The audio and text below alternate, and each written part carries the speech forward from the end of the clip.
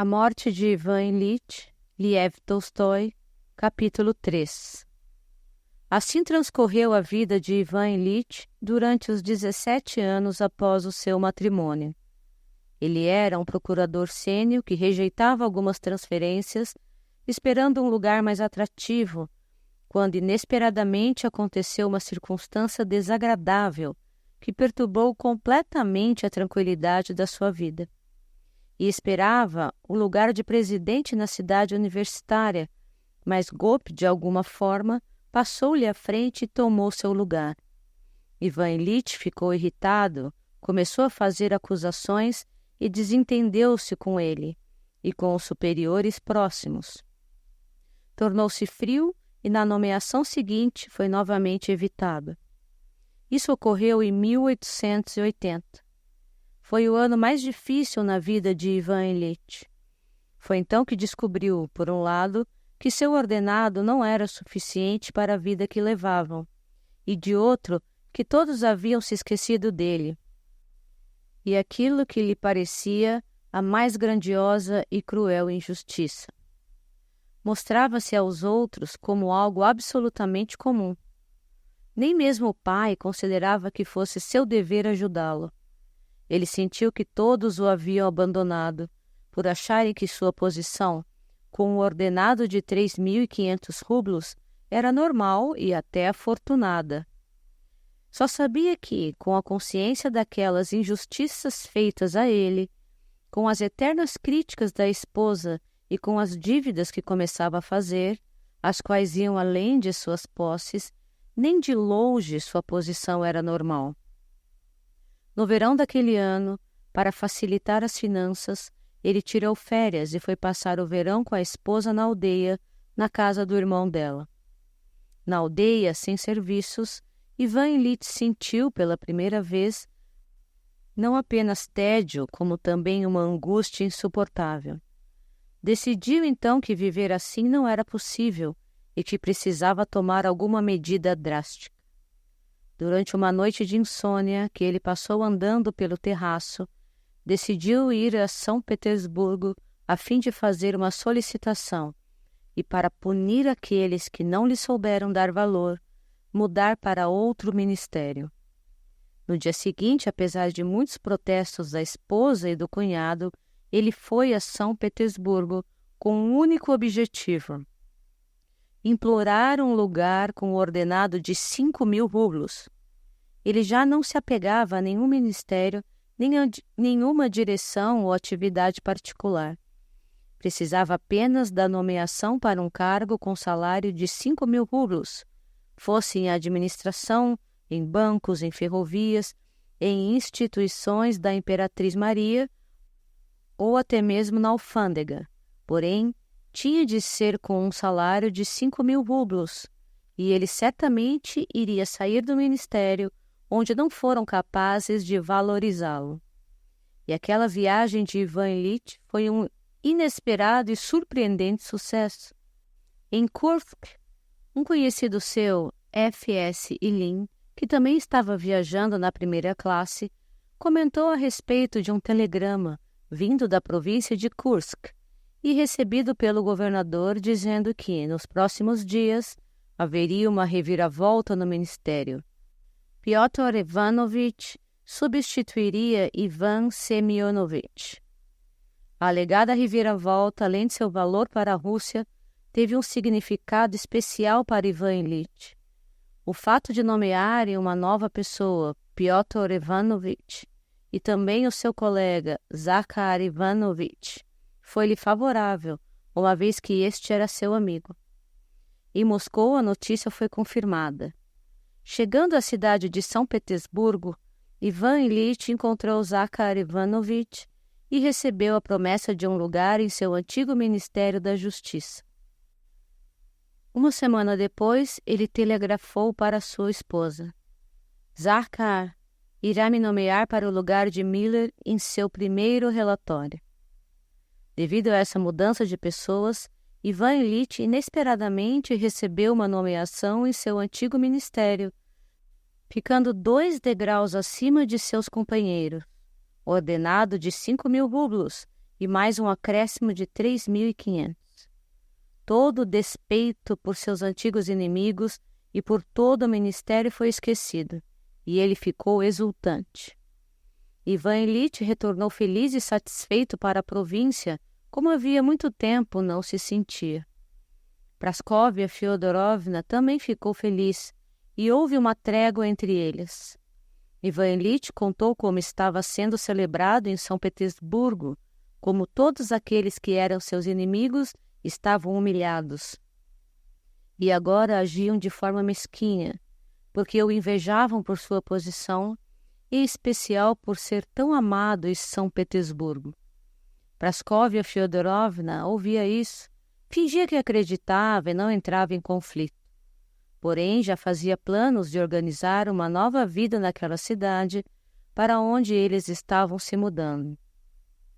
E Ivan Ilitch ficava feliz em ver que aqueles planos eram também dele, que eles concordavam e que, novamente, a sua vida incerta adquiria um verdadeiro caráter divertido e decente, como deveria ser.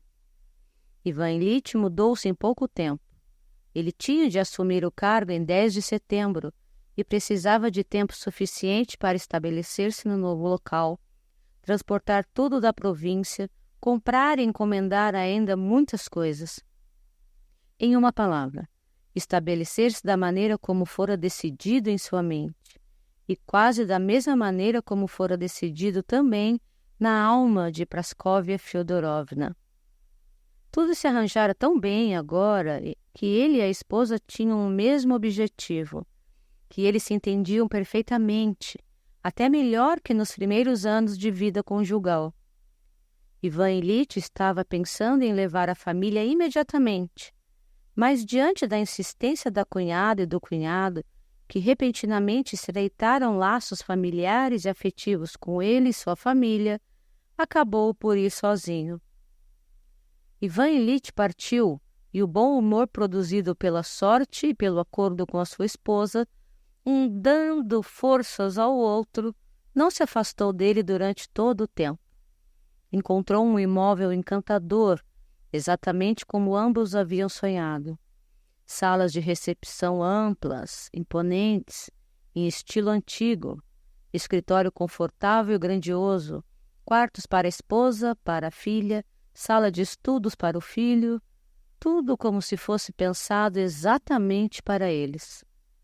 Ele próprio se encarregou da reforma, escolheu os papéis de parede e comprou os móveis, sobretudo de segunda mão, aos quais ele atribuía um estilo especialmente decente. Estofados e tudo cresceu e atingiu o ideal que ele formulou para si. E mesmo quando a reforma ainda estava pela metade, já superava suas expectativas. Percebia aquele caráter decente, elegante e não vulgar que obteria quando tudo estivesse pronto. Adormecendo, imaginava consigo como seria o salão. Olhando para a sala de estar ainda inacabada, ele já via a lareira, o biombo, a estante e as cadeirinhas espalhadas pelo lugar, pratos pelas paredes e os bronzes, quando tudo estivesse no devido lugar. Ficava contente ao imaginar como Pasha e Lizanka, que tinham o mesmo gosto dele, ficariam impressionadas. Elas não esperavam por aquilo de forma alguma. Em particular, ele conseguiu encontrar e comprar coisas antigas e baratas que transmitiriam a todos um caráter especialmente nobre. Nas cartas, mostrava tudo da pior forma, de propósito, apenas para surpreendê-las depois. Tudo isso tomava tanto seu tempo que até o seu novo trabalho tão amado ocupava-o menos do que ele esperava. Nas sessões havia momentos de distração. Ele pensava em quais hastes de cortina deveria colocar, em linha reta ou combinada. Estava tão ocupado com isso que ele mesmo frequentemente mudava os móveis de lugar e pendurava as cortinas. Certa vez subiu uma escadinha para orientar o estofador, que não entendia como ele queria que fosse feito. Então tropeçou e caiu. Mas, como era um homem forte e habilidoso, segurou-se e bateu apenas de lado no puxador da guarnição. O ferimento doeu, mas logo passou. Ivan Ilitch sentia-se especialmente alegre e saudável durante todo o tempo. Escreveu: "Sinto que rejuvenesci uns 15 anos. Pensava em terminar a reforma no mês de setembro, porém ela arrastou-se até a metade de outubro. Mas tudo ficou lindo." Não era apenas ele que dizia isso. Todos que viam o imóvel diziam-lhe o mesmo. Em essência, era a mesma decoração que se costuma ver na casa de todos os que não são exatamente ricos, mas que querem aparentar ser ricos, e com isso apenas conseguem assemelhar-se extraordinariamente uns com os outros.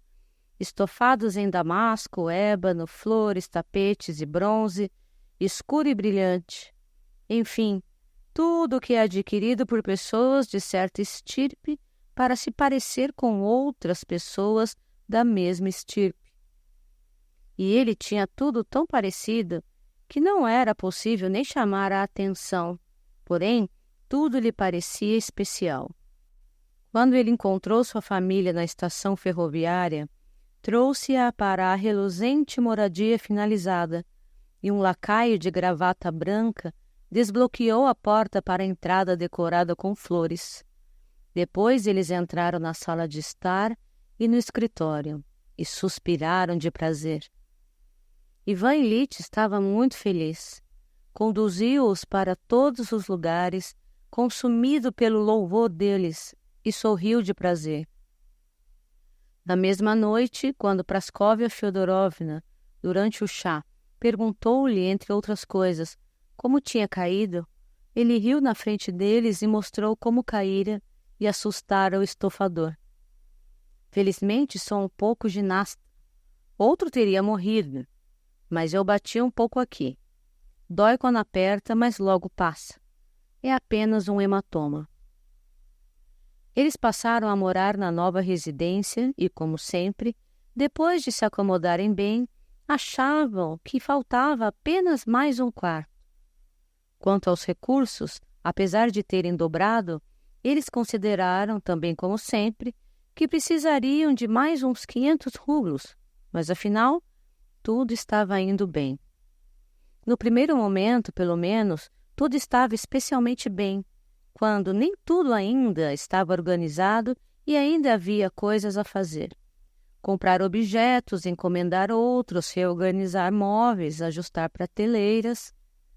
Embora houvesse alguns pontos de discordância entre o marido e a mulher, ambos estavam satisfeitos, e foram muitas as vezes que tudo terminou sem grandes brigas. Quando já não havia mais nada para arrumar, ficou um pouquinho chato e parecia que faltava algo.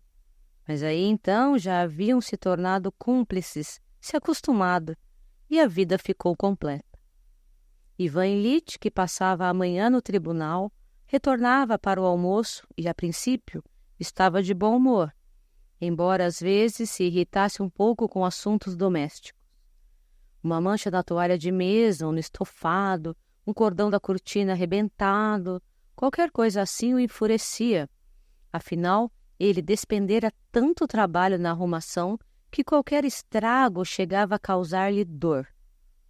Contudo, em geral, a vida dele caminhava da maneira como acreditava que uma vida deveria fluir. Fácil, agradável e decente. Levantava-se às 9, bebia café, lia o jornal, depois vestia o uniforme e dirigia-se ao tribunal. Lá esperava o seu trabalho, uma espécie de cabresto ao qual ele rapidamente se acostumara. Recursos, inquéritos, pedidos de ajuda, sessões públicas e administrativas. Em tudo isso era necessário estar apto a eliminar a realidade, que sempre quebra a regularidade do andamento dos serviços profissionais. Era necessário evitar qualquer relacionamento com pessoas que não fossem do convívio profissional. Por exemplo, se uma pessoa chegasse e quisesse alguma informação, Ivan Ilitch, enquanto civil, não podia ter nenhum tipo de relação com ela. Porém, se existisse uma relação que pudesse ser impressa em um papel timbrado, Então ele, nos limites de tal relação, faria todo o possível e manteria, assim, certa semelhança com as relações humanas de amizade, ou seja, seria cortês. Tão logo terminasse uma relação profissional, terminava também qualquer outra relação. Essa habilidade de separar o lado profissional de sua vida particular, Ivan Ilitch dominava no mais alto grau. Com longa prática e talento, havia desenvolvido essa habilidade a tal ponto que até mesmo ele, como um virtuoso, às vezes brincando, se permitia misturar o relacionamento profissional com o particular, porque sentia em si a força de sempre, sabendo que, quando precisasse, poderia mais uma vez destacar o lado profissional e deixar de lado o particular. Tal habilidade passou por Ivan Ilitch não apenas de forma fácil, agradável e decente, como também magistral. Nos intervalos das sessões, ele fumava, bebia chá, conversava um pouquinho sobre política, um pouquinho sobre coisas comuns, também um pouquinho sobre jogos de cartas e, sobretudo, as atribuições. Retornava para casa cansado, mas com o sentimento de um virtuoso que fizera sua parte com distinção, como o primeiro da orquestra. Em casa, a filha e a esposa iam ou já estavam em algum lugar. O filho estava na escola, tinha feito a lição de casa com o tutor e aprendia corretamente aquilo que era ensinado na escola secundária. Estava tudo bem. Após o jantar, caso não houvesse visitas, às vezes lia um livro sobre o qual falavam muito e depois punha-se ao trabalho, ou seja, lia documentos, comparava os testemunhos e mergulhava sobre a lei. Isso não era nem entediante nem divertido. Entediante era quando não tinha um jogo de 20, mas se não havia 20, aquela rotina assim era muito melhor do que ficar sozinho ou com a esposa. O prazer mesmo de Ivan Ilitch era oferecer pequenos jantares, nos quais ele chamava as damas e os homens importantes da alta sociedade, e assim, como sua sala de estar se assemelhava a todas as outras salas de estar, também suas festinhas divertidas se assemelhavam a todas as outras festas desse tipo. Certa vez fizeram um baile. Ivan Ilitch estava alegre e tudo corria bem. Houve apenas uma grande briga com a esposa por causa de bolos e bombons. Praskovia Fyodorovna tinha um plano, mas Ivan Ilitch insistiu para trazer tudo de um caro confeiteiro e encomendou bolos demais, e o desentendimento ocorreu porque alguns deles sobraram e a conta da confeitaria ficou em 45 rublos. A briga foi grande e desagradável, de modo que Praskovia Fyodorovna lhe disse: "Seu tolo, lerdo!" Mas ele se conteve, em sua cabeça e seu coração, para não falar em separação. Apesar disso, a noite em si tinha sido alegre. Ali estava a nata da sociedade, e Ivan Ilitch dançou com a princesa Trufonova, irmã do distinto fundador da instituição Remova Minha Dor. O prazer profissional estava ligado aos prazeres do orgulho, o prazer social, aos prazeres da vaidade. Porém, o verdadeiro prazer de Ivan Ilitch era jogar 20. Ele confessava que, depois de tudo, depois de quaisquer eventos infelizes em sua vida, seu prazer, o qual ardia como uma vela, antes de qualquer outra coisa, era sentar-se com bons jogadores e parceiros discretos de 20, e certamente em grupos de 4. Em grupos de 5 era muito ruim jogar, embora ele também fingisse que gostava muito. Conduzir um jogo sério e inteligente, quando as cartas permitiam, e depois jantar e beber um copo de vinho. E após o 20, sobretudo depois de uma pequena vitória, uma grande era desagradável, Ivan Ilitch ia dormir com um bom humor especial. Assim eles viviam. O círculo social que formaram era o melhor. Recebiam tanto pessoas importantes quanto jovens. O marido, a mulher e a filha estavam de acordo, e sem combinar, Eles deixaram de lado e se livraram dos parentes pobres e dos amigos maltrapilhos, que com muitas demonstrações de afeto despejavam na sala de estar com seus pratos japoneses nas paredes. Logo esses amigos miseráveis deixaram de aparecer, e somente os melhores permaneceram na casa dos Golovins. Os jovens cortejavam Lizanka e Petrovich, filho de Dmitri Ivanovich Petrovich, único herdeiro de sua fortuna e juiz de instrução, também passou a cortejá-la, de modo que Ivan Ilyich chegou a comentar a respeito com Praskovia Fyodorovna e considerou se não deveriam deixá-los passear de troika ou combinar de irem assistir a um espetáculo. Assim eles viviam, e tudo corria bem, sem mudanças, e com a vida fluindo agradavelmente.